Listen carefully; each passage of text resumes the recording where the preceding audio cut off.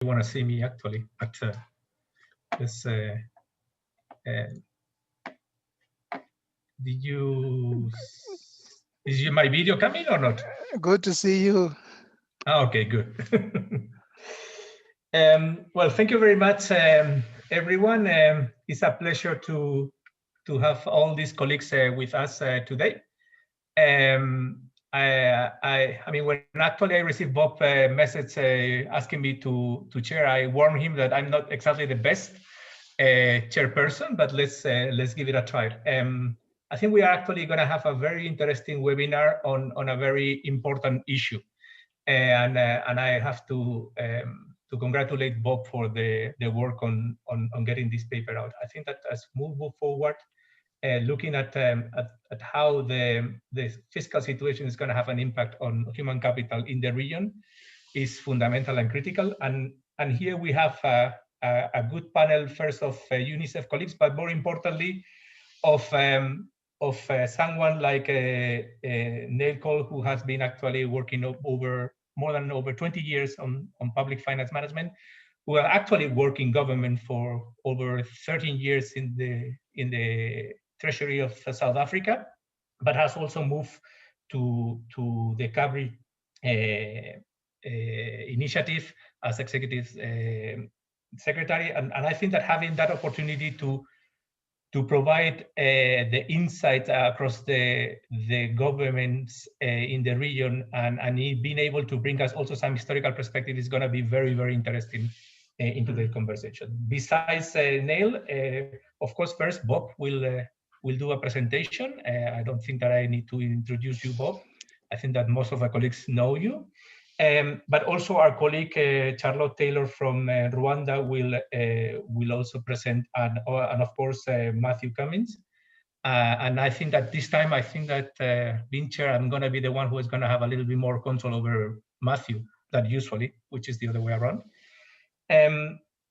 I think that with this, what I hope is that we can actually take as much time as possible for the plenaries and to have a discussion and conversations. Please feel free to make questions also on the chat. I will try to monitor, and I will try also to keep a good eye on the hands that are coming out. But I don't want to take more time. I think that the presentation is what we are all aiming. I actually read the entire document. I found it very interesting. From UNICEF Somalia perspective, which we are actually one of the clear outliers. I think that there's two. I mean, South Africa is in one side and Somalia is on the opposite, I would say. So I think that is good that we have both Neil on one side and myself chairing. So, and with this note, please go ahead, Bob, over. Yes, thank you so much, Jose, for the introductions. And once again, let me say a very warm welcome to you all colleagues. And on behalf of the UNICEF Eastern and Southern Africa Regional Office, we are overjoyed to have you in this webinar. Basically, what we are doing today is to launch this report on how COVID-19 is impacting on investments in human capital across Eastern and Southern Africa. And my task this morning is basically to present key findings and recommendations, and then we will hand over to our guest of honor and our panelist later on, as was highlighted by our moderator. Let me say very briefly that the paper we are launching today is basically based on a range of analysis, including a review of current projections done by the IMF and the World Bank. We also did our own analysis of elasticity of spending to projected changes in gross domestic product, looking at the real GDP and not nominal. We also looked at various modeling exercises, as well as latest data on public finance in our region. Basically, the analysis looks at the 21 Eastern and Southern Africa countries in our region. It is divided into 8 chapters containing the following. Basically, looking at the impacts on domestic revenues, tax and non-tax revenue. We proceed to look at ODA and debt, And then in the second half of the paper, we look at the spending outlook. Here we present our estimates based on the analysis of elasticity of spending to changes in GDP, as I've alluded to earlier on. We also touch on issues of budget transparency, as well as the looming austerity. Normally, after these emergencies, we always face an era of austerity, and then we conclude with recommendations going forward. Let me say the main objective of the paper is basically to stimulate discussion amongst UNICEF colleagues as well as government partners on how we can safeguard public spending on children during this time of the coronavirus pandemic. Now, before I get straight into the revenue dimension, let me say, before there was a crisis, before COVID-19 entered the scene, many African governments were already failing to invest sufficiently in human capital sectors such as nutrition, HIV and AIDS, health, education, child protection, social protection, etc. We already were facing a crisis. And this pandemic has basically worsened an already precarious public finance situation, as we shall see in the slides I will show in a short while. Now, let me start with domestic revenue. If we look at the numbers, domestic revenue account for about 3/4 of government expenditures on average in the Eastern and Southern Africa region. So basically, it means majority of our finances are coming from within our countries. And we should therefore pay particular attention to this aspect. If we refer to the Addis Ababa Action Agenda on Financing for Development 2015, it actually states that domestic revenue is the most sustainable way of financing investments in human capital and other development initiatives. Now, after analyzing the projected economic contractions induced by COVID-19, we estimate that the Eastern and Southern Africa region will lose approximately 35 billion in tax revenue, which is equivalent to $65 per person on average for the entire region. Of course, the impacts would vary significantly across countries, with Zimbabwe, Botswana, and Lesotho, Namibia likely to suffer the greatest declines compared to Eritrea, Tanzania, Burundi, and South Sudan, for example. But on average, we anticipate a 5.8 decline in tax revenue in our region. This is not just caused by the economic contractions, it is also caused by the tax relief measures, the fiscal packages, as well as disruption in services caused by the pandemic. We have seen countries reducing their VAT, waiving taxes on COVID-related goods. We've also seen deferment of payment of tax and a whole raft of measures, basically to try and cushion companies and households from the socio-economic impacts of the pandemic. So all this is taking a toll on domestic revenue. If you take tourism receipts, for instance, many countries have really been in the red because there's been no tourist activities. So ultimately, domestic revenue is affected. Now, with that, what we anticipate, and this is confirmed in the IMF recent October report, the widening of the fiscal deficit. Before COVID, the Eastern and Southern Africa region was expecting an on average a deficit of 4%. But now with COVID with us, there's going to be 6% on average. Again, if you look at the chart on the screen there will be variations across countries, with the largest deficits expected in South Africa, Burundi, Eswatini, Rwanda, and Mozambique. Bob, I don't think that we have the presentation on the screen. At least I'm not looking at it. Oh, sorry. I assumed, sorry, colleagues. I'm so sorry for that. Let me, oh, sorry for that. Thanks. Moderator, I should have raised that earlier. Can we see, colleagues, the slides? Confirm? Yes. Oh, I'm so sorry. I assumed this slide was showing on my side. It was showing, not sure what was going on. Sorry for that. So as you can see from the screen here, there are variations in terms of the size of the deficit. And again, let me say these figures are basically estimates. A lot is not yet known about how this pandemic is going to unfold in the next a few months or even years. Now, because domestic revenue is not performing, normally countries would then depend on official development assistance. But what we're seeing here, if we look at the chart on the screen, ODA has been flatlining for the past few years. If we take ODA as a percentage of GNI, actually it has been on a downward trend, which means basically there is less ODA available than was the case before 2000, for instance. Of course, there was an increase, but if you take the past 2, 3, 4 years, 2014, 15, we've seen a flatlining in per capita terms, but a decline as a share of GNI. Now, what then is the ODA outlook? Obviously, COVID-19 is going to affect the size of ODA flows to the region, mainly because the main supporters or the main donors to the region are also affected, and their economies are also contracting because of this pandemic. However, for many low-income countries, ODA will continue to be important. And what we have seen in the past few months is that ODA has been provided through debt relief, approvals to reallocate resources from existing grants, but in some cases, COVID-specific grants.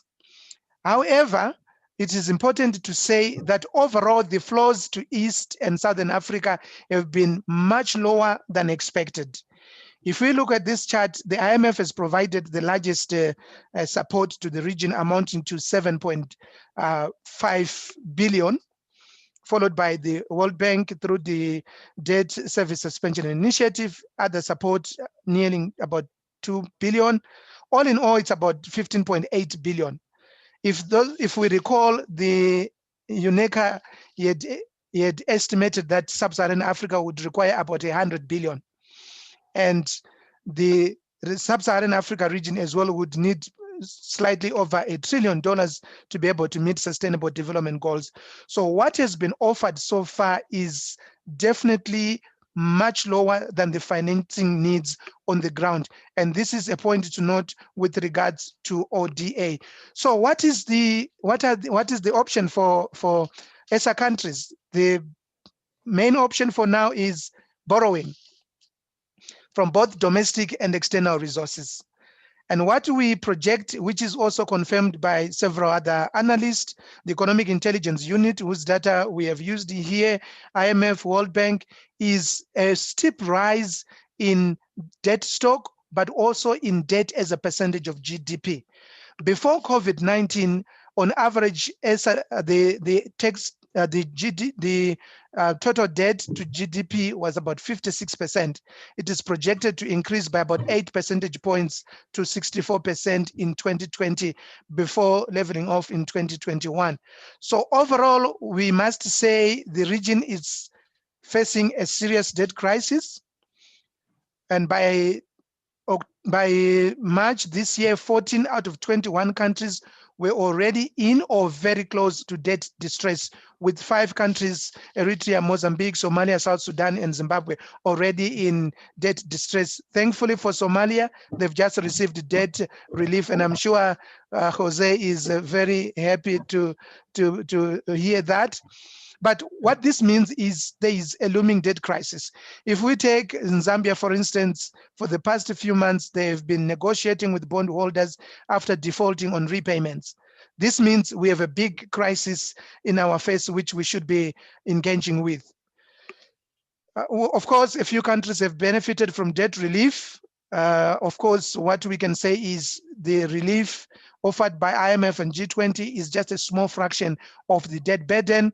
There are also other countries that are participating in the Debt Service Suspension Initiative, and we can see the countries, the Angola, Burundi, Comoros, and many others. Now, with this, let me now move very quickly to the spending outlook. We did, as I have indicated earlier on, analysis of elasticity of social sector spending to projected changes in GDP. And what we found out is that health spending in the region is projected to increase by an average of 10%. And we can see from the chart here, there's a sharp increase in health spending from 2019 to 2020 before leveling off a little bit in 2021. This is likely to be the same for social protection and WASH, but the percentage increase is much higher, with social protection spending expected to go up by 63% and WASH spending by 49% in total. But in per capita terms, WASH spending would increase by 45%, with social protection increasing by 60%. We have seen many governments introducing measures to cushion households from the socio-economic impacts of the pandemic. And this explains why social protection spending has gone up, as well as spending on sanitation and hygiene. For the first time, many ministries and departments have sanitizers, soap, water in their offices. All this is contributing to an upward increase in WASH spending. Unfortunately, and this is the bad news, some sectors will be affected. From our estimates, education spending is projected to fall by 7% on average for the entire region, which is equivalent to about US $10 billion. Again, the variations will vary from one country to another, with Burundi, Zimbabwe, Zambia, and South Africa expected to suffer the greatest declines in education spending. We also noted that other programs, such as other areas such as HIV and AIDS, child protection, immunization, ECD, reproductive health, and healthcare for older persons will decline in 2020 and most probably in 2021. This is unfortunate because studies have already shown that if we continue in that trajectory, nearly 500,000 extra AIDS-related deaths would occur in sub-Saharan Africa, and that the number of children who will be immunized or with access to vaccinations would decline. But the worst is yet to come, and this is what we must be frank with each other. We anticipate a looming era of austerity. We have been reading, for instance, the press releases by the International Monetary Fund. Most of them are now emphasizing fiscal consolidation going forward. And we know all this will be associated with austerity, basically a reduction in spending, and social sectors in most cases are always hardest hit. A reversal in tax relief. In some countries, Kenya, for example, governments are already preparing to again reverse the tax relief measures introduced at the height of the pandemic. At the same time, there's introduction of new taxes such as digital tax, basically to try and raise more revenue to invest. Our fear is some of these measures may be regressive. There may be introduction of cost recovery measures. User fees may be increased or may be reintroduced. Again, more privatization and greater focus on private-public partnerships, and debt service cost will increase because all this debt that countries are procuring now will need to be repaid, and we will see less fiscal space for social sectors. So in conclusion, what are the policy implications of the findings? If we have not seen the study, I'm going to post the web link in the chat box as soon as I finish. But here are the implications of the foregoing analysis. One, because there's very limited domestic revenue and there's a very higher risk of expensive debt, we encourage country offices to focus more on exploiting concessional financing opportunities. This means we need to engage international financial institutions, in particular the IMF and the World Bank and FDB, much more than before. Secondly, because of the risk of high debt distress, we need to be speaking out on the need for prudent borrowing and emphasizing debt transparency. What we have seen in some other countries, Mozambique, for example, is that Some debt is procured without so much, of public disclosure. Citizens and stakeholders not knowing how much is being borrowed and for what. So we need to emphasize debt transparency.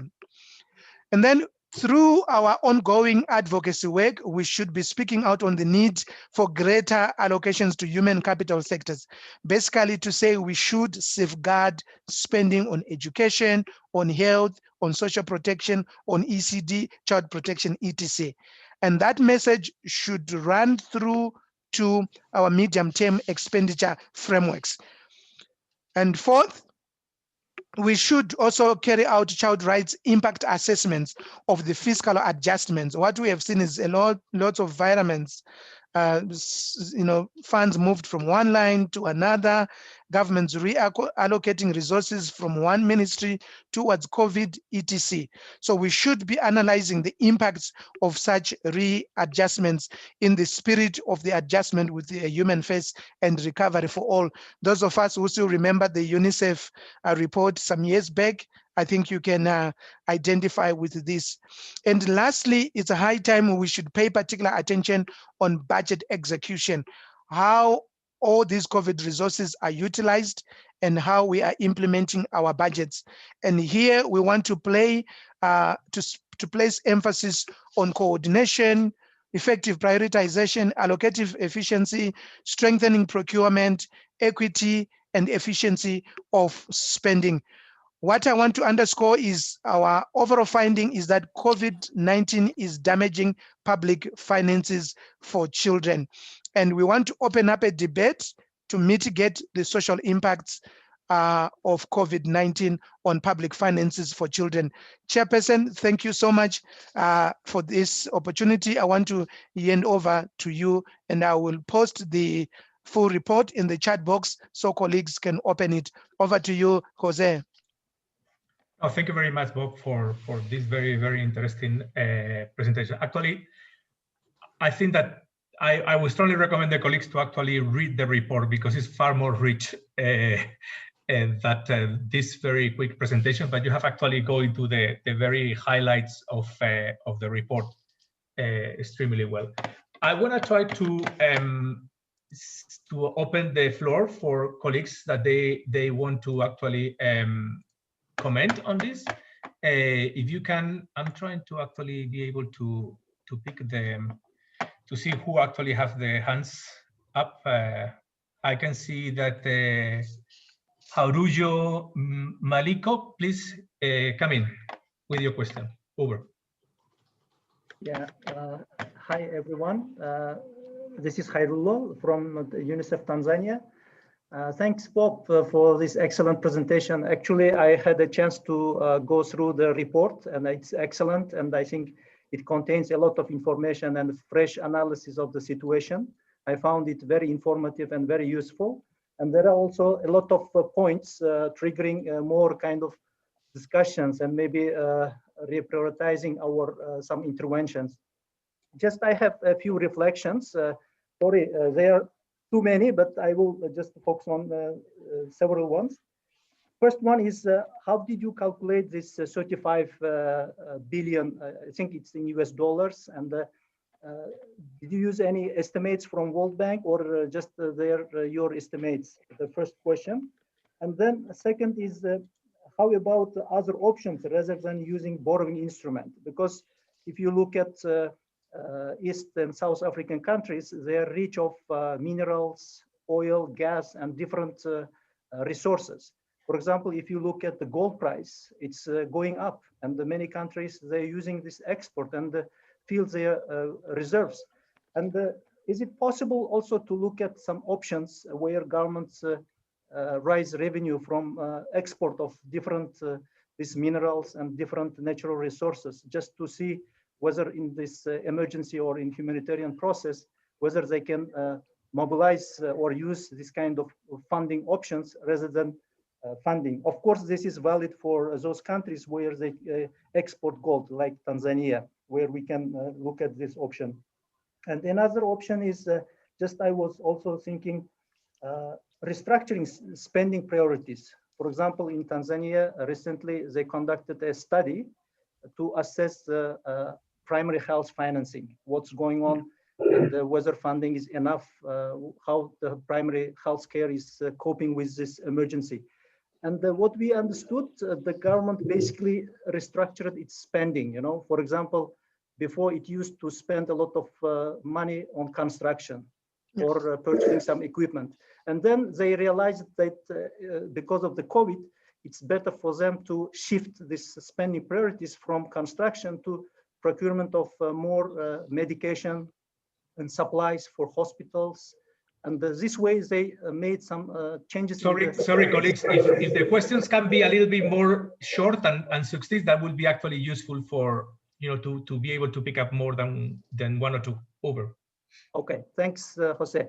Yeah, just my last point is whether it's also important to look at the current structure of spending and maybe to optimize and improve spending just to make sure not going to borrowing as a last resort. Yeah, thanks. Over to you, Bob. Bob, do we pick up another question? Yeah. Yeah. Yes. If there's any other colleague who want to raise the hands. I mean, there's one question in the chat that is basically says, look, I see two hands, so let's open the voice. Zirat, please come in. Hi, thank you, Jose. It's Shiraz here. I'm an education specialist in the regional office. Actually, one of my comments in the chat was if, Bob, you're able to expand a bit about what our analysis is of the Zambia default and whether there are implications or lessons that we can learn from that specific situation for other countries that were in your kind of orange and red high risk, very high risk and high risk categories in terms of debt burden. The second question, and this is from an education perspective, but I think it will be valid for other social sectors as well, is what you can foresee, maybe a bit of stargazing, a crystal ball gazing, and apologies for putting you on the spot around that, around the medium term of funding. To what degree does the analysis that we've got allow us to start thinking about what the impacts might be in 2022, even 2023, around, yes, we're seeing a drop off of education expenditure now and perhaps next year. How about beyond that? What are the likely trends? Over.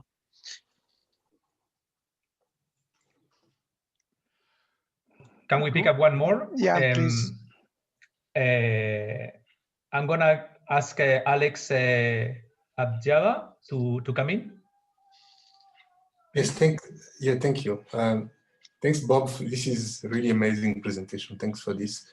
I wanted to ask you, since you raised issues around, the borrowing and the conditions, I mean, the impact that the COVID is having on budget execution. Are you able to actually give us more details on maybe it's in the report, but I will go through it. But do you have any detail on the condition of the COVID facility by the World Bank? Is it loans or grants? And how is the region doing? Who is taking it? Who didn't take it? I would like to have a bit more details. Thank you so much. I'm going to stop here because we try to follow the agenda, and if the other colleagues that they want to come in can actually ask the questions on the chat, so Bob can actually later on maybe write and answer the questions on writing. Over to you, Bob. Thanks for these questions, colleagues. Let me start with the 35 billion. Basically, we calculated this by applying the pre-COVID average text to GDP ratio to GDP projections in 2020 before COVID. And then we applied the same to GDP projections after COVID, because you may recall IMF released these figures, how much economic contraction is expected. So we compared the two. If there was no crisis, how much tax was going to be collected based on tax to GDP ratios. And then now that there is COVID, we utilized the new figures to calculate that figure. So I think that is the one, and that is elaborated in the report as well. Now, the second point, Hirilo, about the other sources of funding. Yes, right now we are seeing an upticking of oil prices, gold prices, but for the rest of the year, actually, between January and September, the prices of oil were below 40 per barrel. And South Sudan and Angola in particular lost almost a third of their revenue because of that. So now what we can do is, let us now take advantage of the modest rebound of the prices, but that's not going to benefit everybody. It's only going to benefit a few countries that depend on mineral resources. But there is a section in the report that also comment on this particular matter. Then, of course, the potential for readjustment. Yes, there is, but very limited scope, I must be honest. What we have seen, even through field reports, is governments taking from Jane to give Mary. So government cutting capex, capital expenses and education to pay for COVID expenses. If you take in Zimbabwe, for instance, actually the government announced that they were going to take some resources for HIV and AIDS to COVID-19. And that's not what we are really looking for. We should be able to apply a holistic approach to investing in children by ensuring that we safeguard spending in all sectors and not take from education to pay child protection or take from health to pay social protection. We need to invest in all sectors sustainably. And then Alex, in terms of loans, there is actually a section in the report in terms of which countries have received what loans from IMF, World Bank, and the African Development Bank. But this is a combination of grants and loans. And for most low-income countries, it's weighing heavily on grants, which is why we're actually advocating for more concessional loans. But we can provide even more granular information on this. Of course, there is a lot more borrowing happening behind the scenes, which we do not know apart from what has been disclosed by the IMF, World Bank, and FDB. And this is why we need to be pushing for debt transparency. And Shiraz, definitely Zambia is a tip of the iceberg. It's telling us that many more countries are likely to default. I mean, we saw Angola negotiating with their creditors and they agreed to something. We also know that there are lots of discussions going on between different countries and their creditors. That is a tip of the iceberg in terms of likely defaults on debt repayment. And this is why we say there's a looming debt crisis. Of course, some countries may just take advantage and say, if Zambia gets away with it, then we can also benefit as well. But the big policy issue is, let us push for an honest and transparent discussion on debt restructuring, debt conversion, because countries do not have the resources to pay. That is the reality of the matter. Some low-income countries actually require debt cancellation. Of course, these are the issues we need to be discussing as public finance experts and with our colleagues in other sectors as well. Now, with regards to projected education spending in 2021, 22, 23, our analysis ended in 2021, but we predict, because the coronavirus pandemic has not been resolved completely. Of course, the good news is there's a vaccine, but we don't know how things will unfold in the next year. What we project is still there's going to be less capital spending in the education sector. And other areas like quality assurance may be affected. Of course, we know majority of spending in the education sector is mainly salaries and wages. That will be maintained. And we also project that there may not be any increases in salaries of teachers and other education staff. Already we're seeing strikes in Zimbabwe and many other countries. So this scenario is likely to continue in the next few years. Jose, this is what I could say for now, and I'm happy to pick comments in the chat box and afterwards when we have received the input from our guest of honor. Over to you, Jose. No, thank you very much. Actually, I can see that you are also following the time and the agendas, so you're actually helping a lot.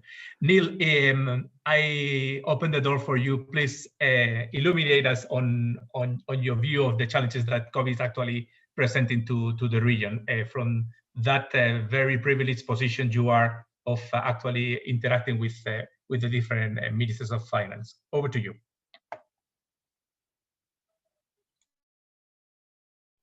Thank you very much. As always, remind myself to ensure that I've unmuted, which is probably the most frequently used term or word these days.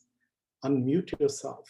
But thank you very much for the invitation, and it's always an honor for me to be invited to a UNICEF event. I was with some of your colleagues that are focusing on more broader public sector reforms in a forum covering procurement, which I believe is an equally important topic to be also talking about. Bob said in my introduction that I worked for many years in the National Treasury of South Africa, I suppose the equivalent of a Ministry of Finance in some other countries.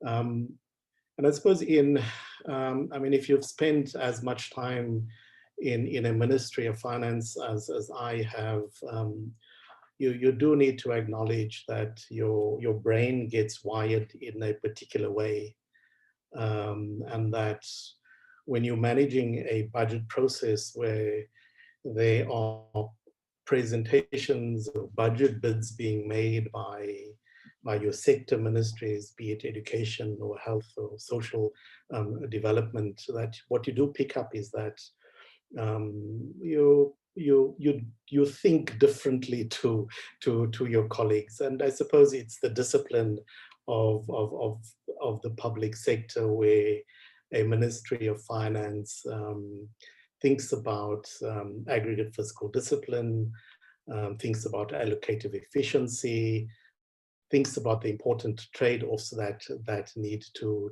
be made, and there's also an importance and a discipline that your sector ministries bring to that planning and budgeting process, and that is to think about the design of policies that will address issues of equity, etc., right? And to ensure that there is operational efficiency in the delivery of plans. Since leaving the Ministry of Finance, I suppose my confession is that I have taken several steps towards finding my colleagues and counterparts in sector ministries in understanding what is important for that dialogue that sometimes is not always the best, and the dialogue between your sector ministries and your finance ministries, and how that dialogue can improve in order to develop better spending plans and improve on service delivery. I mean, this is and I'm mentioning this because I think it's an important consideration whether we are in normal times, and it's also important that these considerations apply when we, especially having to deal with crisis times, right? A lot of these things don't just come and go and disappear and reappear when we have a crisis. And in some ways, if they work well during what we would consider to be normal times, it's probably going to stand us in good stead during crisis times. Now thinking about sort of budgeting and the impact that COVID has had on budgeting, I think it's important to recognize that budgets are frequently confronted with changing circumstances, right, during any fiscal year. And these may disrupt even the best prepared spending plans. It may result in a Ministry of Finance having to table a supplementary budget. It may result in that supplementary budget either reducing, shifting funds, or increasing borrowing in order to bail out possibly a failing state-owned enterprise. I mean, these are some of the things that occur that disrupt even the best prepared spending plans. Most of these are routine pressures, and they require no more than regular adjustments to plans, while others may become chronic and have a greater impact on public finances. What we are experiencing now, and it's not the first time that Africa goes through such an extraordinary shock, or select number of countries in Africa go through extraordinary shocks. But what we are experiencing is an extraordinary shock, and it significantly threatens budget stability, or it's threatened budget stability and service delivery. I spoke about a previous extraordinary shocks. I mean, if we think of the Ebola crisis that impacted, or how it impacted Sierra Leone, Guinea, and Liberia, it was certainly an extraordinary shock. Nigeria goes through these extraordinary shocks when the bottom falls out of oil prices. There may be cases with smaller countries that experience extraordinary shocks as a result of social demands. A couple of years ago, when the demand for free tertiary education in South Africa certainly had a significant impact on budget plans. So COVID has and is causing such an extraordinary budgetary shock. And we just need to look at a couple of indicators to realize that this is an extraordinary shock. Bob spoke enough about the impact on GDP. What is even more worrying is, under a worst case scenario, that extreme poverty in Africa could take up to 463 million Africans into that category, and with an additional 24.6 million to 30 million jobs that will be lost as a result. On the fiscal side, I suppose these are really just headlines of the numbers that have been presented by Bob, and that is that deficits are projected to double.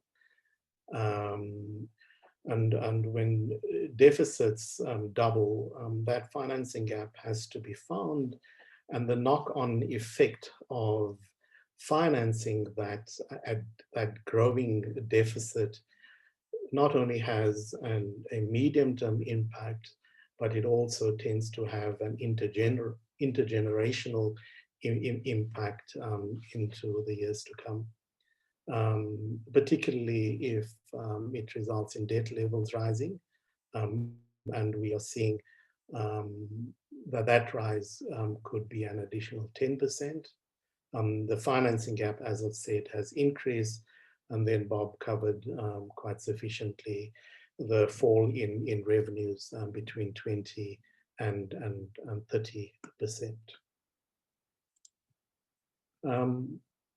So how have countries responded in terms of legislative measures to this crisis? Many countries have declared state of health emergencies or national disasters, up to 30 countries, which in many cases provide greater powers to the executive, right? And this would be something that would be already contained in existing legislation covering national disasters that does either shift more powers to the executive, or it allows the executive to take decisions without having, as often as it would in the past, refer to the legislator. We're seeing several Francophone countries introducing presidential decrees, which establishes extra budgetary COVID-19 funds, and also streamlined procurement and disbursement procedures. And under the first bullet of emergency or national disaster measures, those also introduced emergency procurement and disbursement procedures, which we hope brings about more streamlined procedures and shortens the period of the procurement, especially when you need to be purchasing personal protective equipment, etc. We've seen in some instances a suspension of fiscal rules in the WAMO group, the West African Economic Monetary Union, where there is a convergence criteria. Is in a temporary suspension of that convergent criteria relating to the 3% of GDP fiscal deficit rule.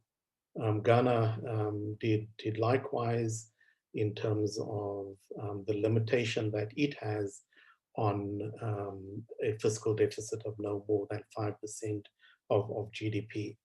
Then Algeria also changed its 51-49 rule regarding local versus international financing. So a couple of fiscal legislative responses to the crisis in relation to the PFM system. Just by the way, a lot of the information that I'm sharing can be found on CABRI's COVID-19 PF Public Finance Monitor, and I've shared the link in the chat room, and I'll also have the link at the end of the presentation. I've restricted the measures that I have here to countries that fall within the southern and eastern region of Africa, but it's certainly not measures that are confined to the countries that are here. So we've seen several countries introducing dedicated COVID-19 funds that are off budget, others where it's off budget, but uses the regular PFM and procurement mechanisms, countries that have kept all their COVID funding on budget. And then countries where the COVID funds are primarily, but not exclusively, public funded. It's in Zambia as an example. But then we've also seen countries where the dedicated COVID funds are primarily, but not exclusively funded through the private sector.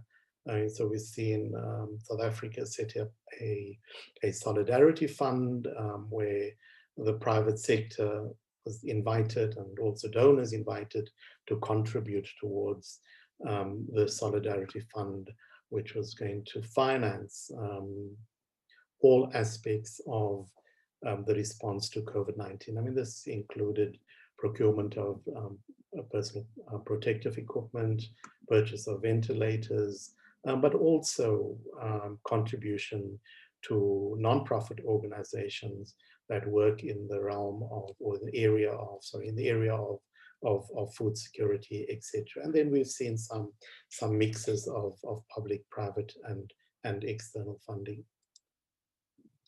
So just in terms of some of the expenditure measures that have been taken, and I've tried to arrange this from the more common to the less common. So we've seen more countries tabling supplementary budgets. Some countries that do an annual routine supplementary budget. I mean, we've seen even those countries tabling more than one supplementary budget. And many of these supplementary budgets were tabled to address, I suppose, more directly the economic fallout, but also to make those shifts that Bob spoke about in order to allocate increased funding to not just the health response, but also in terms of the social services, social protection, social assistance responses that was needed. So in turn to another example in South Africa, that introduced a temporary increase in the caregivers allowance or caregivers grant, and also a temporary increase in the child support grant. So these were all measures that needed to be part of supplementary budgets that changed the initial appropriation of the budget. And then tied in with that was the budget reallocations. We've seen cuts in capital expenditure, and one of my recommendations at the end will be that countries restore or attempt to restore the levels of their capital expenditure to the at least to the pre-COVID levels. Across the board cuts to recurrent expenditure. So situations where every ministry needed to identify savings or identified wasteful expenditure, and those cuts were then allocated for this additional spending in health and social services. A temporary reduction in compensation, and more common, a moratorium placed on public service wage increases, lots of reprioritization. Where countries have used or where countries have contingency budgets in place as part of their fiscal framework, we've certainly not seen that impacting that significantly, and probably because, I mean, those contingency reserves budgets are not sufficient to address the kind of increases that were required to specific budgets. And then we've also seen less common violence between line ministries in terms of their approved budgets. This, I think, is an important one, right? And that is some of the measures that countries have taken to improve transparency and accountability, right? And here I'm looking at all African countries and not just— Neil, sorry for interrupting you, but if you can, try to wrap up in the next couple of minutes, that would be great. Thank you. In 10 minutes? No, in a couple of minutes. I mean, actually, I think... Okay. I will speed this up. Sorry about that. So let me. I mean, the presentation will be shared with everyone. But these are some of the transparency and accountability measures that have been introduced, and they're important because if one thinks about emergency procurement and the suspension of some of the rules in order to ensure that funds do get to the service delivery agencies on time, in the right amounts, and to ensure that they also used for the right purpose, then some of these measures are particularly important. Publishing of COVID-19 procurement contracts, etc., right? Audit findings to be made publicly available, and then also specific COVID-19 external audits. But let me not go through each one of these. Let me skip this one. I think this one would have been covered quite nicely by Bob in terms of just the medium-term outlook, acknowledging that what is a public health crisis has turned into a macroeconomic crisis, an economic crisis, a financing crisis, and certainly going into the future, we will be straddled with a fiscal crisis in terms of, particularly in terms of public debt, but also in terms of a slow recovery in revenue.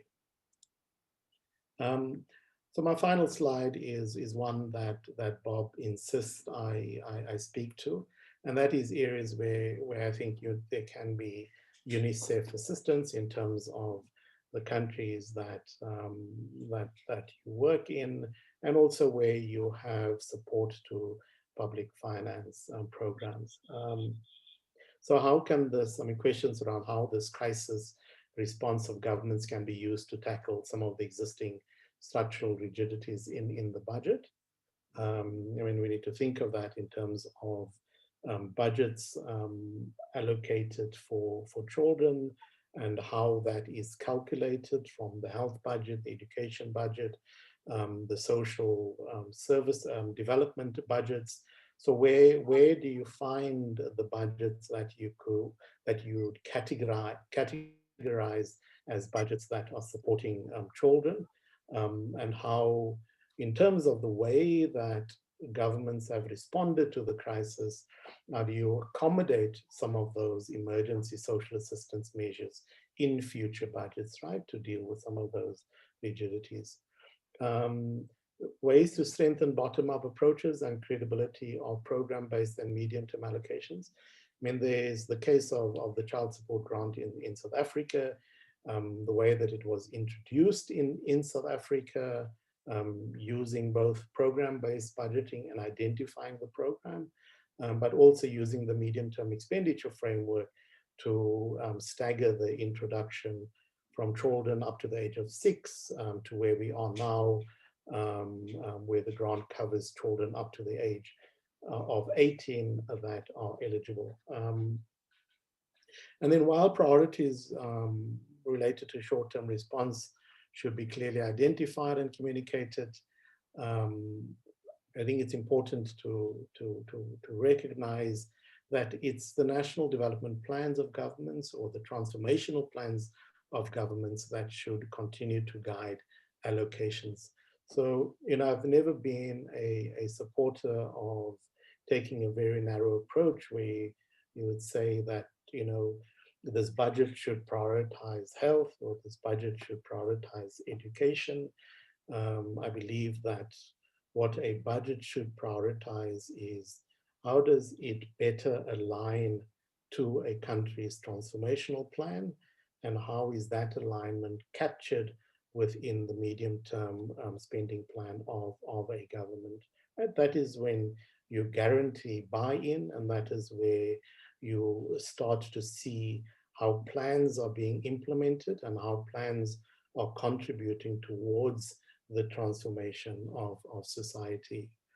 We're going to have to look a lot more closely at processes to look for efficiency gains.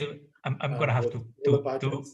And then certainly my last point then is greater prioritization in the social sectors, but combine that with a value for money and demonstrating what the impact it has been.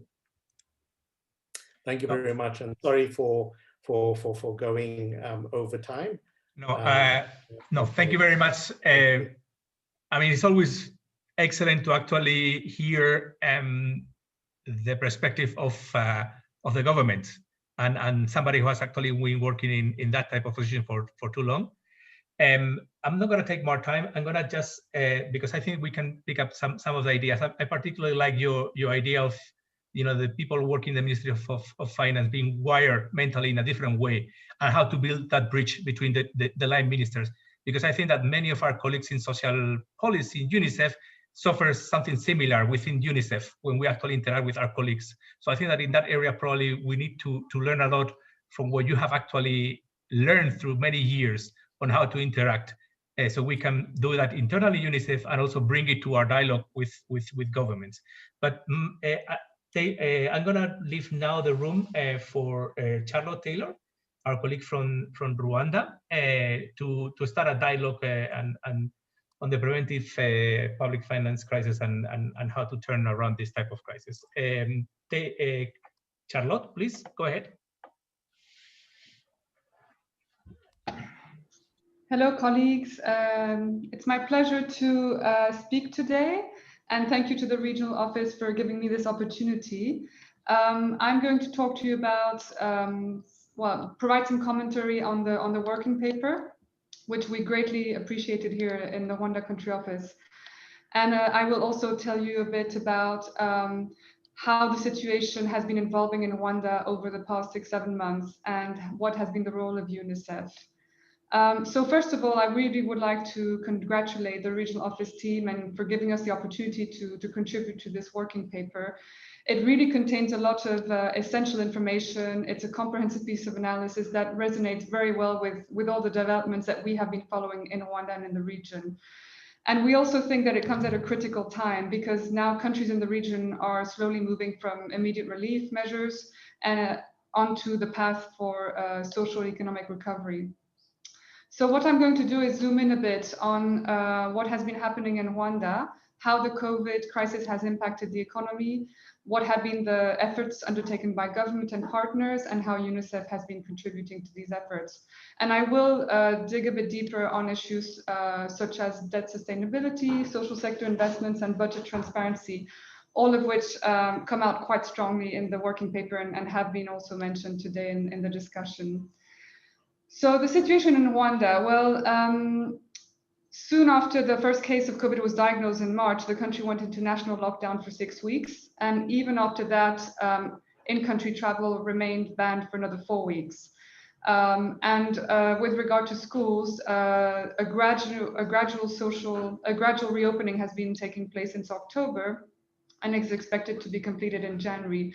The main reason being that, especially in the primary education sector, the classrooms are way too congested, and so the government is still busy accelerating the construction of new classrooms to accommodate the young children so that they can safely return to school. So as you can imagine, all the sectors of the economy were badly hit by the lockdown and other measures, but especially the services sector. Some of you may know that Rwanda has really invested a lot in the MICE business and tourism over the past 8-10 years. And although they faced, excellent economic growth here in the last 10 years, now growth is projected to decelerate to 2% in 2020. And of course, with the lockdown and other measures to contain the pandemic, we have seen loss of employment, both in the formal and informal sectors, as well as an increase of food prices. And we have been tracking a rapid assessment carried out by other organizations, which have revealed that households have reduced their food consumption and depleted a lot of their savings during this period. So what has Rwanda done to mobilize resources to address the COVID-19 crisis? Rwanda has really been a champion in this. Within 10 days after the lockdown started, the IMF had already approved a special loan under the Rapid Credit Facility. This was followed by debt service cancellation, and then other emergency budget support loans came from the World Bank and AFDB soon after that. And interestingly, Rwanda also attracted new donors in certain sectors like social protection. So for example, the European Union repurposed part of its budget support to support the social protection response in particular. Now, what we see in the budget analysis we've been doing since the new budget law was voted in July, since we have a fiscal year going from July to June, is that allocations to priority sectors for children have increased by 28% compared to last year. And as a share of the national budget, social sector budget allocations constitute now 30%. However, there is a challenge because the COVID-related investments in the finance law and in the aggregate budget documents that are available in the public domain are not easily traceable. And so this makes it harder for us to distinguish regular financing for the expansion of basic services from the financing going to emergency response measures. I will spend now a couple of minutes talking about debt sustainability before moving to the piece on what UNICEF has been doing to keep PF4C high on the agenda in Rwanda. We actually had a very interesting webinar with the IMF yesterday and the DP community in Kigali. And the IMF talked about how much debt is too much for Rwanda. This was the theme of the discussion. And so maybe good for some background information. Rwanda's public debt has been rising a lot since 2012. This is because there was an aid crisis in 2012, 2013, coupled with an agenda for increased investment projects such as conference facilities. And so what we see is that before the COVID crisis, Rwanda's debt was higher than most low-income countries, but it was also cheaper because most of it was financed through external concessional loans. And of course, this high debt was coupled with high economic growth. So these went hand in hand. And up to 2020, things were going quite smoothly. But now, of course, with COVID, the debt level of Rwanda has risen from low to moderate. And debt is also expected to exceed to 70% of GDP by 2011. Whereas in the ongoing program with the IMF, the initial expectation was that debt would decrease to 60% of GDP. By the end of the PCI, which I think is 2022. So what the IMF is projecting based on a model they have to assess Rwanda's history of shocks under the maximum level of debt possibility of Rwanda is that in the current status of affairs, Rwanda stands a 20% probability of going into debt distress in the next 5 years. And so now the whole debate with government is to see how we contain the debt versus how we contain the debt while still supporting, of course, Rwanda's development agenda, which, as you can imagine, is very ambitious. They have ongoing investments going into the new airport. They are also investing increasingly in government guarantees to various public business enterprises. This has been on an increasing trend the last few years. And there is a continued depreciation of the Rwandan franc to ease the balance of payments, and all of these contribute to increasing the debt. So this is sort of the debate going on right now between the IMF, the World Bank, and the government of Rwanda. So what has been the role of UNICEF in this entire process? Well, first of all, we were very technically involved in various sector working groups, a number of which prepared their own response plan to COVID. So there was the health response plan, there was a social protection and economic recovery response plan, and there later was a school reopening plan. And so we really supported the government and DPs with evidence, with analysis, and with discussions around how to prioritize certain of these measures. And at the same time, we have had a lot of internal discussions in our country office on what could be the focus of our advocacy. And Charlotte, so we need to start to wrap up, please. Yeah, okay. So we are currently developing a policy advocacy plan, which is piloted by the social policy team. And one of the top priorities will be social sector financing going forward. We have opportunities as well for closer engagement with the UN agencies. So we have the new joint programs on social protection and SDG financing. This is new funding we were able to mobilize before COVID through the SDG fund. And again, COVID gives us an opportunity to accelerate strategic engagement around these issues, especially with regard to medium-term costing scenarios for SDGs, developing resource mobilization strategies, strengthening PFM in social sectors, and also exploring innovative finance mechanisms and private sector engagements. On the budget transparency front, and this is my last point, thank you for bearing with me. The interesting thing is that the COVID crisis struck at the end of a budget cycle, since the fiscal year in Rwanda ends in June. And so there was very little fiscal space in the budget at that time to accommodate emergency spending. And this is why Rwanda accelerated and made a lot of effort to mobilize new resources very quickly. And at the same time, the formulation of a new budget was ongoing and at a very advanced stage already. So new aid inflows were confirmed and came in between May, June, and then July and August. And so what we can see is that even though Rwanda follows a very rigorous planning and budgeting process, which is supported by a very strong integrated financial management system, we have seen now that there's a bit of a delay in expenditure reporting. There's not a lot of visibility on the distribution, especially of the new budget support grants along the different line ministries that are supporting the response plans to COVID. And also we are lacking a bit of information on what is the funding gap for these response plan and what are the scenarios going forward. So UNICEF, we continue to work with our ongoing priorities. I'm very happy to say that we supported the Ministry of Finance again this year with the publication of a citizen's guide to the natural budget. It contained a specific chapter on COVID. And what exceeded all our expectations is that last week we were able to go and disseminate these citizen budget guides to 17 campuses and schools in Rwanda. And this was far beyond our expectations. Charlotte, we have to pass to Matthew, really. Thanks. One more point. I will just say that we are also working at the moment with the Ministry of Finance to help them prepare for the next round of data collection on the open budget survey. As most of you know, a new round will start in January. And so we are actually having a workshop with them next week to ensure that they are as ready as possible to increase their score, taking into account, of course, the challenges that we've all been facing. I will leave it at that because I have no more time, but I thank you very much and I'll be happy to take any questions. Thank you. No, thank you very much. I don't want to take more time. Matthew, please come in. And I think that I hope that we can all stay maybe for some minutes beyond the 3 o'clock, the 1 o'clock. That would be great. Matthew, your turn, please. Thank you, Jose, and thank you to Bob for the great work on the publication, and to Neil for joining us, and for Charlotte for sharing the outstanding insights about Rwanda.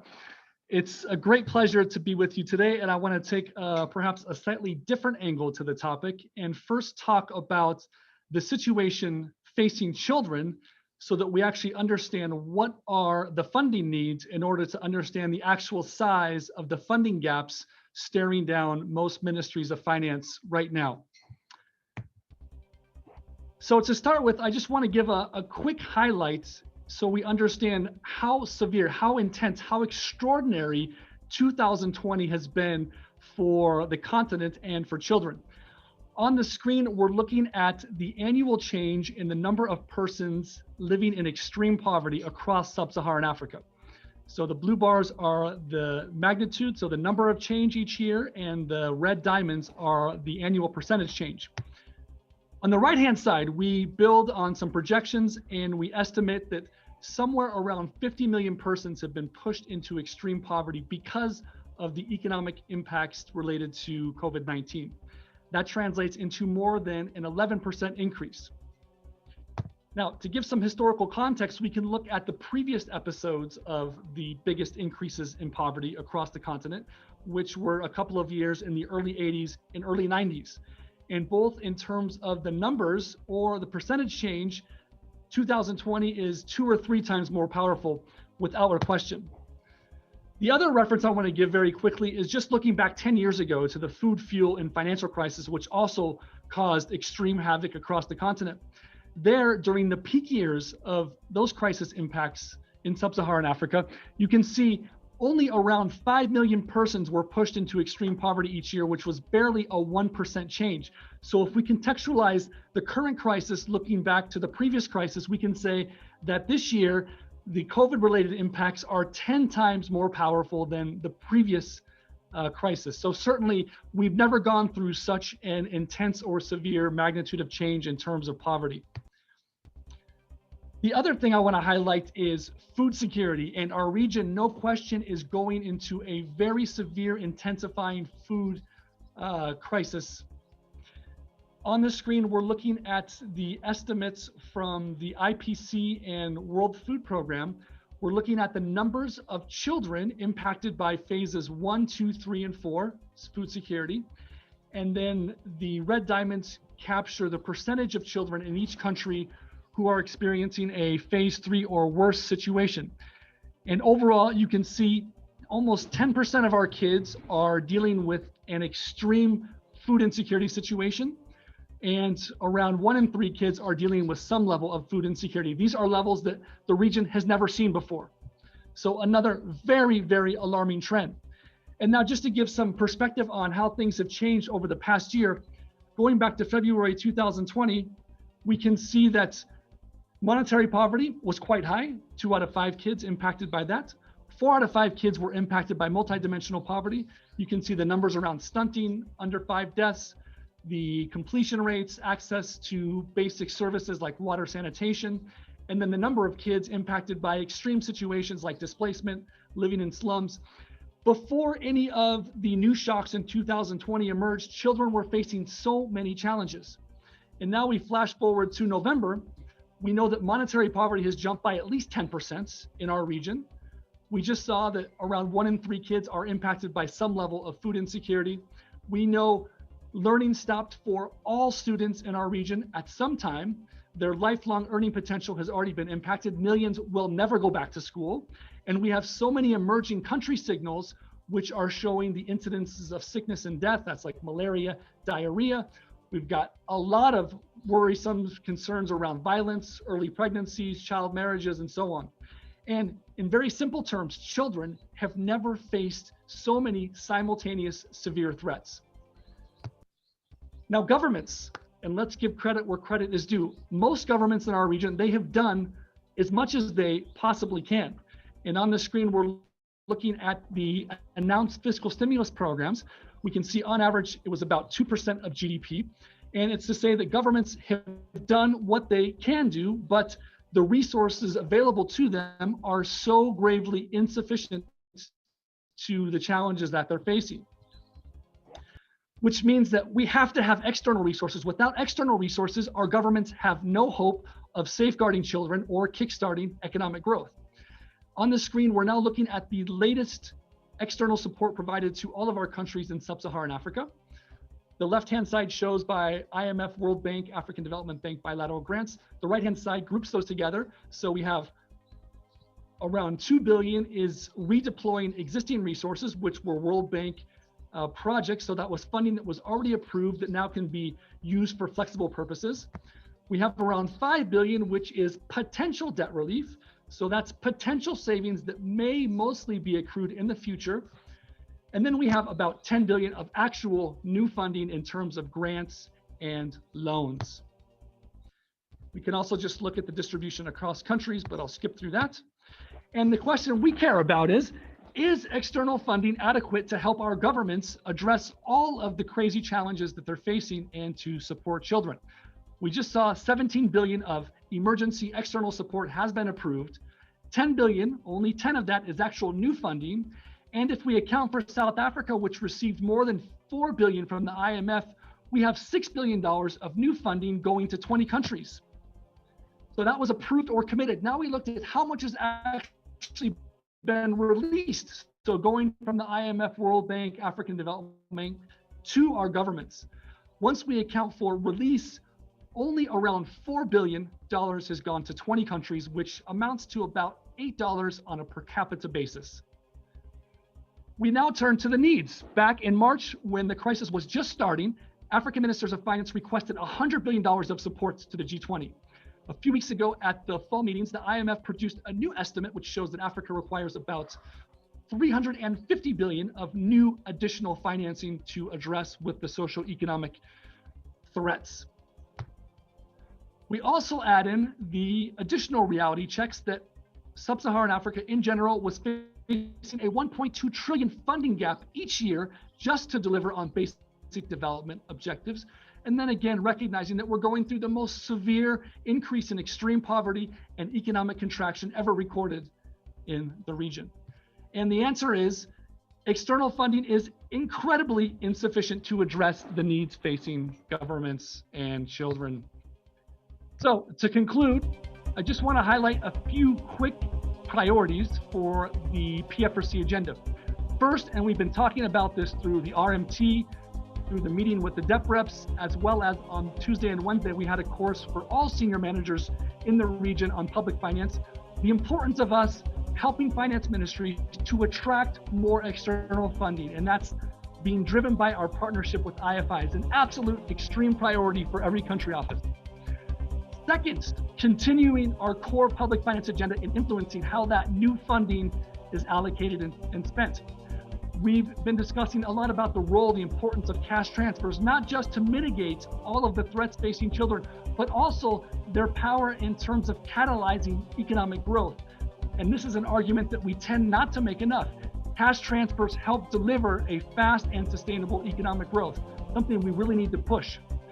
The other very important priority is encouraging a holistic investment approach to learning. We know, building from the experience in West Africa and Ebola, that just giving money to education is not going to get kids back to school and learning. We have to address social protection so that families are not facing the financial constraints so they can actually send their kids to school. And then the nutrition crisis requires nutrition interventions. That can be school feeding, nutrition supplementary programs, and other broader nutrition programs. So we want this holistic investment approach to learning, social protection, nutrition, education. Transparency. We've been hearing the IMF scream, spend now, but keep the receipts. That's the message to governments. And our role and opportunity as UNICEF is really to embrace this and to go one step further. It's all about impact receipts. It's not just how money's spent, but how that's actually changing the lives of children and services. And so this builds on all of our work around the Open Budget Survey, our budget briefs, our budget execution analyses, our subnational budget monitoring. We have a huge amount of partnership engagement and evidence that can help develop and deliver impact receipts so we can actually verify that resources are going as they're intended and delivering impacts. And this information also has a very important feedback loop to the international financial institutions, because the more that they can rely on that their funding is actually being used as intended, that also helps us make the case for releasing more external resources. And the last point, which Bob very aptly covered, was preparing for fiscal austerity. It's not if, but when, and UNICEF, we have a huge role to play in that space. So thank you very much, and I'll turn it back to Jose.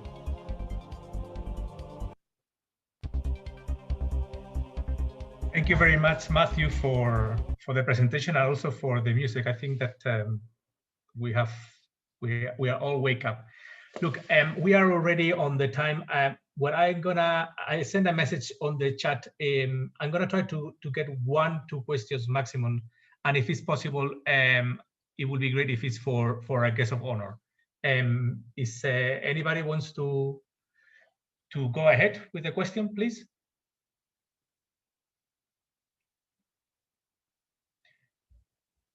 And Bob is actually, Bob, open the mic and ask it. Open your mouth. Yeah, would be curious to hear from Neil, being an expert in public finance. You mentioned all these issues around the reallocations, readjustments, environments. Any good practices in the region, countries you can point us to? Thank you, thank you, Bob. And I suppose, I mean, the reallocation is going to depend on the country context. I mean, the level of allocation, existing allocation, but also where the funds are going to be coming from. And I think we need to be thinking very carefully about fiscal space as we are moving forward. And you know, and there are the common areas of fiscal space, and some add some other components.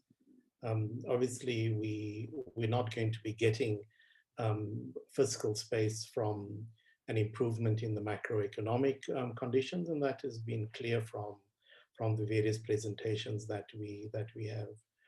And the space for the private sector, I think, is certainly there. In many countries, especially South Africa, we still see an underinvestment by the private sector. But for the private sector to be coming in partnerships with government, with the public sector, I think there's a capability that would need to be developed, and also a better understanding of some of the risks that the private sector takes into consideration. Reallocation, reprioritization is for me the obvious choice in terms of finding that fiscal space.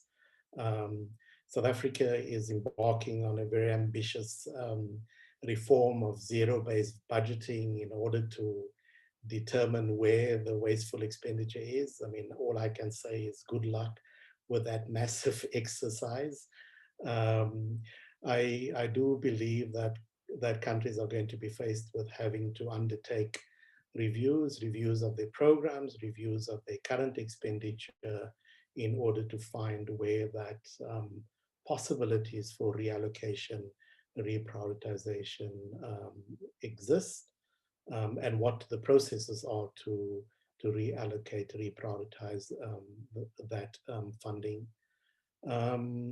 So yeah, I mean, it's some very hard decisions that countries face going forward. I mean, that certainly comes out of all the presentations, and if we determined enough and disciplined enough and serious enough about finding that additional funding, we're going to have to take the hard decisions that need to be taken around reprioritization and reallocation. Thank you. Thank you very much, Neil. And as the facilitator, I'm gonna allow myself to ask the last question. And again, Bob was telling that I tend to think out of the box, and clearly the scenario that we have in front of us, it forces us actually to think out of the box. And my question to you, Neil, is the following. I mean, knowing UNICEF as a huge advocate for children, and having this big brand and this big capacity to advocate. When you were actually first talking, you were talking about how important it is, two areas. One is maintaining capital expenditures, and I think that you are probably thinking about the impact that those expenditures had on job creations after the crisis, but also aligning to the goals of the transformational plans of the countries. Don't losing that side. You know, in which way UNICEF can change the way in which we work and we advocate for children and through the agenda of human capital. But I'm also very much concerned of one area that we don't, I mean, is there, but we don't take it so seriously. And we have a sister agency, ILO, job creation. In which way we can use our brand to partner with our ILO colleagues to really make the recovery a recovery that creates jobs and opportunities, also for the parents of the children. What we do wrong, what we can do better. Over to you. Thanks. I mean, that is a very complex question. I've been working with the ILO, more particularly the International Training Center, on the social protection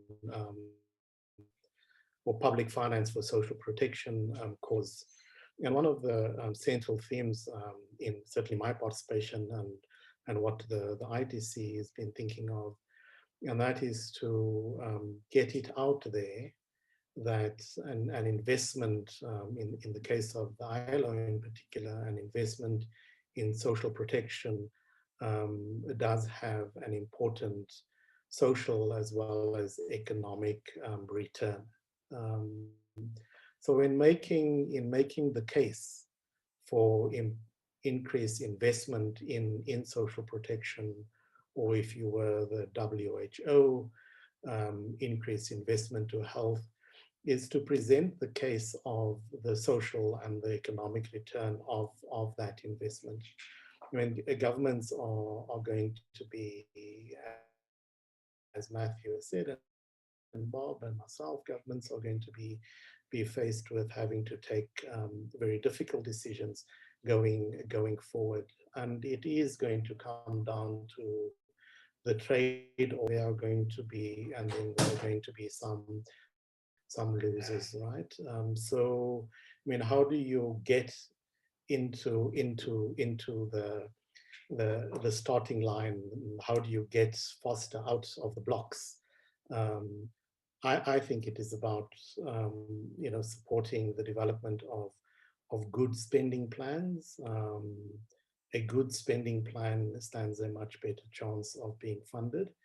And to develop a good spending plan, I think there are fiscal tools and budgetary tools that can be used in order to have a good spending plan, using the medium-term expenditure framework, program-based budgeting, credible costing, etc. But also to present the evidence of the return, right? So investment in children.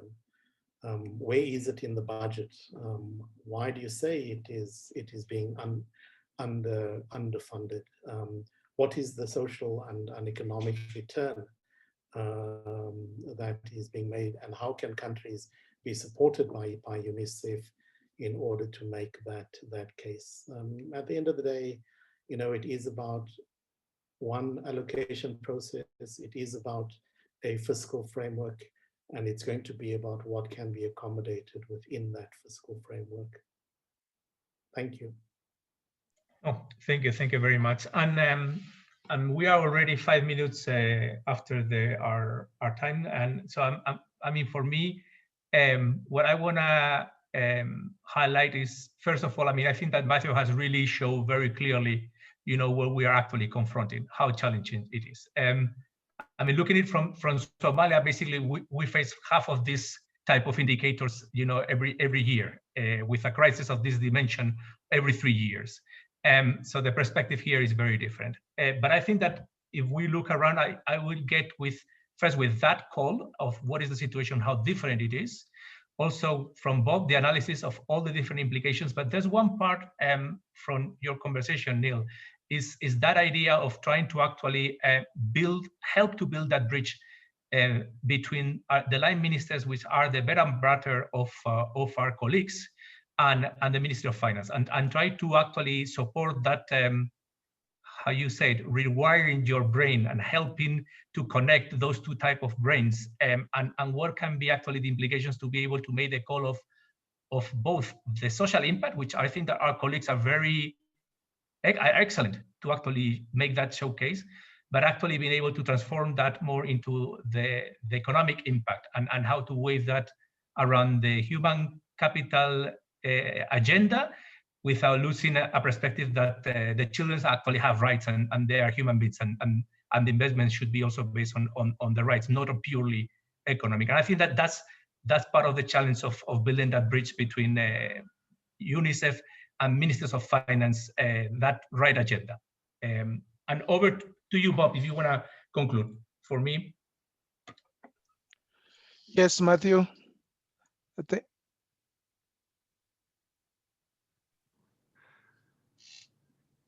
Well, thank you, everybody. Jose, you did a great job moderating. Tough topic, but also enjoy your unique Somali insights. Neil, it was a tremendous pleasure to have you join us once again. Always learn from your wisdom and enjoy the perspectives from your position down in Southern Africa. And Bob, thanks again for the outstanding work on the report. Charlotte, really enjoyed all of your perspectives on also for sharing the IMF report with us earlier, which is also very interesting in terms of the debt outlook. And just want to thank everybody for their time and contributions. If there's any follow-up questions, please feel free to reach out to Bob, myself, or Jose, and we'll get back to you in written form. Otherwise, we will share the resources with you and other colleagues later on this afternoon, and wish you all a wonderful day from finally a sunny, beautiful Nairobi afternoon. Take care, everybody. Thank you. Thank you. Thank you so much. Thank you very much. Thank you. Bye. Thank you. Bye-bye.